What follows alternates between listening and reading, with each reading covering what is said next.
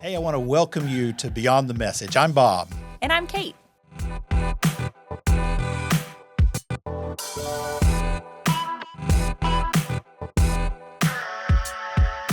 So this week on Beyond the Message, we're diving into Mark chapter 6, and there's so much stuff here, and I don't even know where to begin. So Kate, I'm going to dump it onto you and let you start today. As you were reading through Mark 6, what did you see that really stood out to you?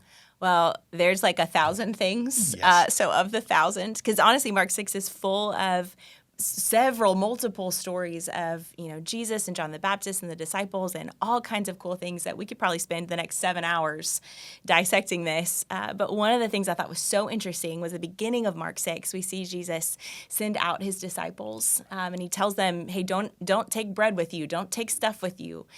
Know that, the Father will provide for you in this mission. And they go out and they're healing the sick and casting out demons and doing all this incredible work for the glory of God. And they come back at the end of the chapter, they come back together, and Jesus can tell that they're probably exhausted. And he says, hey, well, come with me to this desolate place. Let's take some time. Let's rest. We're even told that they were so busy they hadn't had a chance to eat. Right. And how many times do I find myself hangry because I've gotten so Yes. caught up in the doing that I haven't thought about resting or, being nourished. And so I bet they're probably excited to go sit down and take a breather, take a minute. And then here, all of a sudden, here's this massive crowd that shows up that they've now got to minister to and they've got to do more things for. And I think the difference between the disciples' response to the crowd and Jesus' response to the crowd is so interesting because the disciples, it seems like they see them as another burden, another to-do list. Okay, we got to feed them. We got to figure this thing out. We've got to solve the problem. And what does Jesus say or to do but receives them with compassion? Yeah. That he felt for these people, that he loved them and wanted to provide for them. And I think what a cool picture, what a beautiful picture of what it looks like when I get overwhelmed, when I get tired, when I just see my life as a to-do list.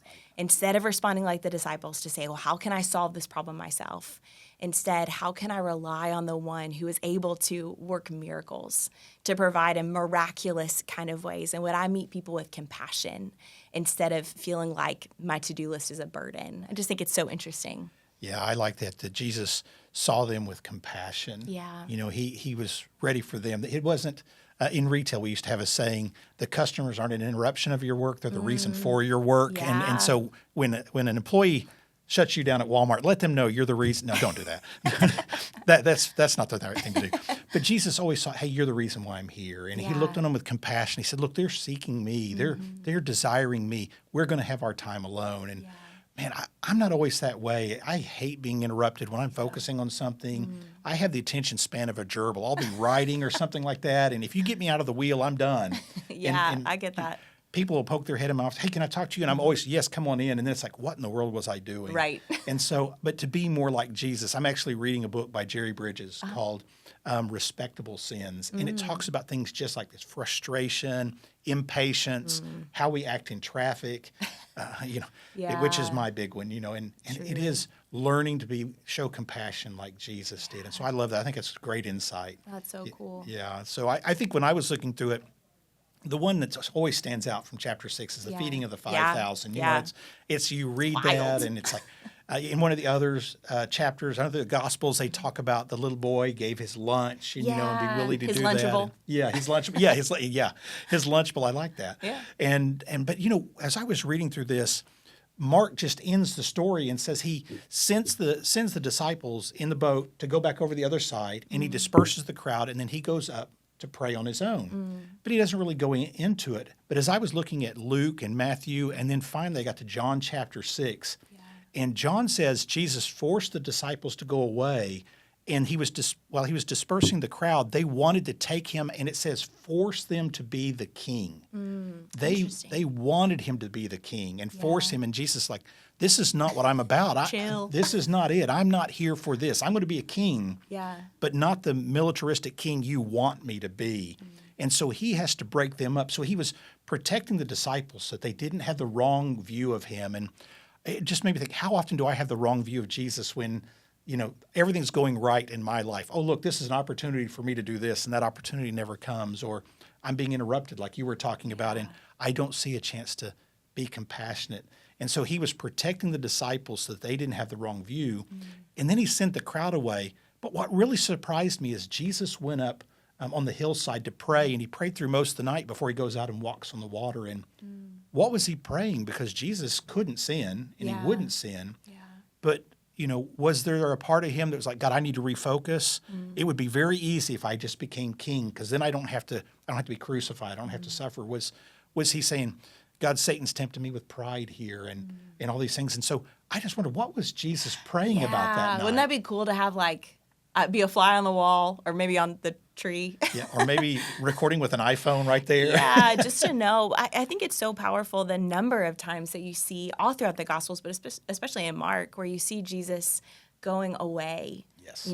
Going out of the crowds and going to a quiet place and spending time with his Father. If there's anybody who we would give a pass to, you don't need to spend time with God, it would be the Son of God. Would be like, yeah, Exactly. you're good because you're fully God and yes, fully man, but you're fully God. So why do you need to spend time with the Father? But I love that even Jesus, the Son of God, fully God, needed and desired to spend time with his Father, and how that was the preparation for all the things that the Father was calling him to, which eventually was the cross. Yes. And was full kingship. Yep. But how cool that he sets that example for us of getting away and spending time with the Father. Yeah, It's cool. and that he not only needed it, but he wanted it. Yeah. One of the I remember pastor said in a sermon someplace, and I wish I could remember the sermon, but he said, we have as much of God as we want.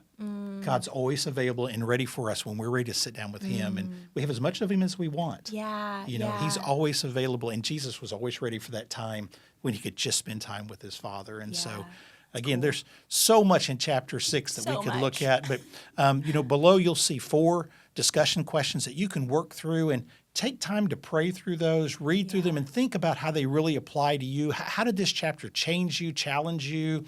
And just think about those questions. And then I want to remind you, next week we're going to be on Mark chapter 7. And so be sure Good one. and read through that. And as we've told you every week, go to Bible Gateway and look at different versions. Look at the Holman Christian Standard Version. That's something different we haven't mentioned before. The J.B. Phillips version, just a different version than what you normally look at. In fact, you can actually put the 3 versions side by side and read them right after each, and it'll help show you different things in the text so you can pick that up. Yeah, and it's so helpful. Yes. I love that tip. That's so good. I have been using Bible Gateway and Blue Letter Bible for years for just those reasons, so I can see Truly. different things. And so if you have any questions or need help with anything, you can always contact us at groups@battlecreekchurch.com.